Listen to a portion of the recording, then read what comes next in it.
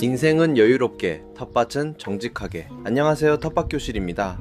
오이를 정식한 지 한 달 가까이 됐습니다. 보시다시피 1m 이상 자란 오이들도 보이지만 아직 수확을 시작하지 않았습니다. 그런데 잎을 자세히 보시면 부분적으로 녹균병이 시작된 노란 반점이 보이는 것들도 있습니다. 모종 시기에 어린 잎이 흙바닥에 닿았던 게 원인입니다. 이렇게 녹균병 보이면 망했네 싶으시죠? 그런데 여기서 포기하면 안 됩니다. 오이는 지금부터 어떻게 관리하느냐가 늦 여름까지 따먹느냐, 7월에 끝나느냐를 가릅니다. 여러분, 오이는 얼마나 자라셨습니까? 오이는 키에 따라 해야 할 일이 다릅니다. 오늘 영상에서 그 단계를 다 정리해드리겠습니다. 누구나 흔히 말하는 그런 기본적인 것들이 아닌 실전 노하우를 4가지 담았습니다. 하나, 오이 키 단계별로 어느 잎을 자르고 어느 잎을 살려가야 하는지. 둘, 녹균병이 이미 시작됐다면 어떻게 잡을 건지. 농약과 천연 방제 2가지 다 알려드리겠습니다. 셋, 줄기는 어떤 걸 키워야 하고 수확은 언제부터 시작하셔야 하는지. 넷, 끝까지 따먹는 영양관리 비법까지 말씀드리겠습니다. 오이는 지금 이 시기 40cm부터 60cm까지 자랄 때 딱 한 번만 신경 써주시면 됩니다. 그 다음부터는 물만 주고 계속 키워내시면 돼요. 지금이 병도 잡고 수확 시기도 결정하는 가장 중요한 단계입니다. 여러분, 설마 오이 키도 작은데 지금부터 오이를 달고 계시지는 않으시죠? 노지 오이는 지금부터가 가장 중요합니다. 바로 시작하겠습니다. 먼저 키부터 확인하세요. 오이는 키에 따라 해야 할 일이 다릅니다. 오이는 크게 2시기로 나뉘는데요. 키 60cm 전까지는 뿌리랑 줄기 키우는 영양생장 시기, 60cm 이후부터는 열매 맺는 생식성장 시기입니다. 이 2시기를 구분하셔야 합니다. 영양생장 시기에 욕심부려서 오이를 달면 그만큼 뿌리한테 갈 에너지를 열매가 다 가져가 버립니다. 그러면 나중에 병이 빨리 오고 수확이 짧게 끝납니다. 자, 그럼 키 단계별로 보겠습니다. 오이가 40cm 정도까지 자라면 이제부터 땅에 닿아있는 잎 2장 정도 제거해주세요. 그리고 마디마다 피어나는 꽃은 물론이고 이미 작게 달려있는 오이까지도 미련 없이 제거해 주셔야 합니다. 보통 5마디 이상부터 오이를 키우라고 하는데 노지 텃밭에서는 그렇게 하시면 안 됩니다. 시기적으로 빠릅니다. 이때는 뿌리를 더 내려야 하는 시기이고 고추처럼 대목을 더 굵게 투자하셔야 합니다. 뿌리 활착이 얼마나 잘 되느냐 싸움입니다. 생각을 해보시죠. 오이는 마디마다 전부 오이를 달아야 하는데 생육이 어린 오이의 뿌리가 얼마나 활착이 됐을까요? 제가 권해드리는 시기는 최소 60cm입니다. 이 시기를 견뎌내시면 오이 줄기의 굵기도 확실히 굵어지고 뿌리도 더 튼튼해집니다. 그리고 40에서 60cm 사이에 녹균병이나 흰가루병이 의심되는 잎이 보이시는 분들도 계십니다.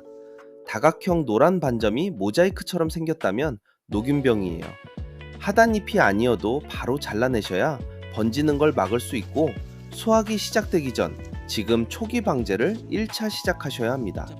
방제 방법은 뒤에서 자세히 말씀드리겠습니다. 그렇게 키우다가 오이가 60cm 정도까지 자라면 그때부터가 수확을 준비입니다.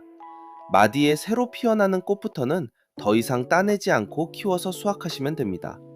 제 오이는 80cm까지 자랐습니다. 오이를 달지 않았더니 줄기가 확실히 단단하고 굵습니다. 그만큼 양분이 갈 데가 없으니까 뿌리와 줄기로 간 것을 확인할 수 있습니다. 저는 오늘 비가 그치면 내일 녹균병과 총채벌레 방제를 1회 시작합니다. 꽃을 자세히 들여다보니 총채벌레 2마리를 발견했습니다. 수확 전 방제에서 잡아내면 끝까지 건강한 오이를 키울 수 있고 방제 노하우는 뒤에서 자세히 말씀드리겠습니다. 그리고 내일부터는 마디에 피는 꽃을 더 이상 따내지 않습니다. 그대로 키워서 본격 수확 시작합니다. 오이는 어미줄기 하나만 키우시는 겁니다. 외길로 가는 거예요. 그리고 마디마다 겹순이 올라옵니다. 아들줄기라고 하는데요. 이건 전부 제거해 주시면 됩니다. 마디마다 나오는 거미손, 덩굴손이라고도 하는데 이것도 전부 잘라내시면 됩니다. 거미손이 옆에 뭘 잡으려고 양분을 끌어다 씁니다. 우리는 양분이 오로지 오이로 가게 만들어야 합니다. 오이는 마디마다 꽃이 피고 그 자리에 오이가 열립니다. 이게 정상이에요. 어미줄기 하나 잘 키우시면 마디마다 오이가 줄줄이 달리고 오이는 수박이나 참외처럼 사람이 수정을 해주지 않아도 됩니다. 오이 집게 작업하시다가 어미줄기를 끊어먹는 경우가 있어요. 저도 2개를 실제로 성장점을 잘라냈습니다. 당황하지 마세요. 끊어진 부위 바로 아래에서 올라오는 아들줄기 하나가 또 올라옵니다. 그 아들줄기를 새 어미줄기로 키우시면 오이가 똑같이 달립니다. 상품성 차이도 없습니다. 그리고 어미줄기를 유인줄에 고정시키실 때 주의하실 게 있습니다. 오이가 바람에 빙글빙글 돌거나 흔들리면 뿌리가 그만큼 스트레스 받습니다. 뿌리 흔들리면 수확 시즌이 짧아져요. 그래서 지지대와 끝도 튼튼하게 고정해 주시고 오이 집게로 줄기를 단단히 잡아 주셔야 합니다. 자, 이제 오늘 영상의 핵심 중 하나입니다. 오이를 오래 따드시려면 흰가루병, 녹균병 방제를 얼마나 잘해주느냐가 관건입니다. 제 오이밭에도 녹균병이 일부 잎에 시작됐습니다. 그래서 의심되는 잎은 앞에서 말씀드린 대로 다 제거했습니다. 잎 제거는 끝났고 진짜 시작은 수확 전 방제입니다. 먼저 가벼운 경우 노란 반점 한두 장만 보이는 정도라면 잎을 바로 제거하시고 천연 방제로 시작하시면 됩니다. 지난 모종 심기 편에서 소개해드렸던 난황류인데요. 요즘 텃밭 하시는 분들 중에 마요네즈에 주방세제 섞어서 진딧물도 잡고 천연 방제라고 사용하시는 분들 많으시죠? 내용을 들여다보면 물에다 마요네즈 한 숟갈에 주방세제 조금 넣고 사용하면 효과를 본다는 내용입니다. 그런데 신기하게도 효과를 보셨다는 분들 계십니다. 마요네즈가 사실은 공장에서 식용유와 계란 노른자를 섞어 만들어 놓은 난황류거든요. 그런데 문제는요, 마요네즈에는 식용유랑 노른자 말고도 식초, 설탕, 소금이 같이 들어있고요. 그래서 농도 맞추기가 정말 어렵습니다. 그래서 누구는 효과 보고 누구는 오이잎이 다 말라 죽었다는 소리가 나오는 겁니다. 게다가 거기다 주방세제를 조금 넣잖아요. 한번 생각해보세요. 내가 먹을 채소에 주방세제를 뿌린다니 이게 말이 됩니까? 농약은 그래도 수확 며칠 전까지만 사용하라는 안전기준이라도 있어요. 세제는 식물용으로 만든 게 아니라서 그런 기준 자체가 없습니다. 그런데 그걸 천연 방제법이라고 부릅니다. 더 심한 건 거기다 락스까지 섞어서 천연 살균제라고 뿌리시는 분들도 계세요. 오이처럼 잎이 얇고 수확이 빠른 작물에는 쓰지 마세요. 농촌진흥청 그 어디에도 주방세제나 락스는 없습니다. 그러니까 처음부터 깨끗한 난황류로 가세요. 계란 노른자 하나, 식용유 한 잔, 그게 진짜 천연 방제법입니다. 정확한 비율이랑 만드는 방법은 고정 댓글에 자세히 정리해 두겠습니다. 자, 다시 본론으로 돌아가겠습니다. 녹균병이 잎 여러 장에 퍼지기 시작했다면 수확 시작 직전에 농약을 한번 살포하시는 게 가장 확실한 방법입니다. 이 시기에 한번 치고 그 다음은 흙과 잎 관리만 잘 해주시면 수확 시작 이후로는 약 7일 없습니다. 제가 사용하는 약 제품명은 따로 말씀드리지 않겠습니다. 댓글 남겨주시면 제가 직접 돈 주고 사서 효과를 봤던 약을 추천해 드리겠습니다. 자, 마지막입니다. 끝까지 따먹는 영양관리 비법. 오이는 2단계로 나눠서 영양관리 하시면 됩니다. 수확 전까지 한 단계, 그리고 수확 시작하면 한 단계. 먼저 수확 전까지는 초기 뿌리 활착에 집중하셔야 합니다. 뿌리 밝은제나 해조 추출물 같은 영양제가 있다면 물에 타서 뿌리 쪽에 주시거나 잎에 옆면 시비로 해가 지는 늦은 오후에 살포해 주세요. 초기에 굉장히 많은 도움이 됩니다. 가지고 계신 제품 아무거나 사용하시면 됩니다. 제품이 없으면 그냥 춥이나 액비라도 꼭 주세요. 이건 오이뿐만이 아닙니다. 수박, 참외, 토마토, 가지, 어떤 작물이든 다 똑같습니다. 그냥 심고 나서 뿌리 활짝 잘 되라고 물만 주고 기다리지 마시고 뿌리 밝은제나 해조 추출물은 정말 큰 도움이 됩니다. 초기에 뿌리 활착만 신경 써주시면 정말 어떤 작물이든 건강하게 키우실 수 있습니다. 그리고 오이를 달기 시작하는 시기가 오면 이때부터는 1차 추비를 주셔야 합니다. NK 비료를 쓰시면 됩니다.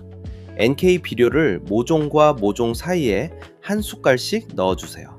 이때 칼슘이나 유황 같은 거 따로 안 넣으셔도 됩니다. 질소와 가리, 이 2가지만 들어있는 NK 비료면 충분합니다. 그리고 물을 최대한 자주 주셔야 합니다. 오이는 물로 큽니다. 수확 시작하면 오이가 양분이랑 물을 엄청 빨아들이거든요. 이때 물 부족하면 오이가 휘거나 쓴맛이 나거나 수확량이 줄어듭니다. 정리하면 수확 전까지는 뿌리 영양제로 활착 집중, 수확 시작하면 NK 비료 추비 한번 하고 물을 자주, 이게 끝까지 따먹는 비결입니다. 자, 오늘 영상 까먹지 마시라고 단계별로 정리해 드리겠습니다. 오이는 키에 따라 해야 할 일이 다릅니다. 첫째, 40cm까지 자라서 유인줄에 오이 집게로 매달기 시작하셨다면 땅에 닿는 잎은 전부 제거하셔서 녹균병 예방을 시작하셔야 합니다. 둘째, 마디마다 나오는 꽃이랑 오이는 60cm가 될 때까지는 미련 없이 따내세요. 곁순이랑 거미손도 다 잘라내시고 어미줄기 하나만 키우시면 됩니다. 이때 녹균병 의심 잎이 보이면 바로 제거하셔야 합니다. 셋째, 최소 60cm 넘으셨다면 이제 수확 준비를 시작해 주셔야 합니다. 녹균병이 진행됐으면 약 한 번 살포하시고 NK 비료 한 숟갈 추비 주시고 지금부터 피는 꽃은 그대로 두시고 키우셔서 수확하시면 됩니다. 그리고 마지막, 뿌리 밝은제나 해조 추출물 같은 영양제 있으시면 3에서 5일 주기로 연면 10이나 관주로 공급을 해주시길 권해드립니다.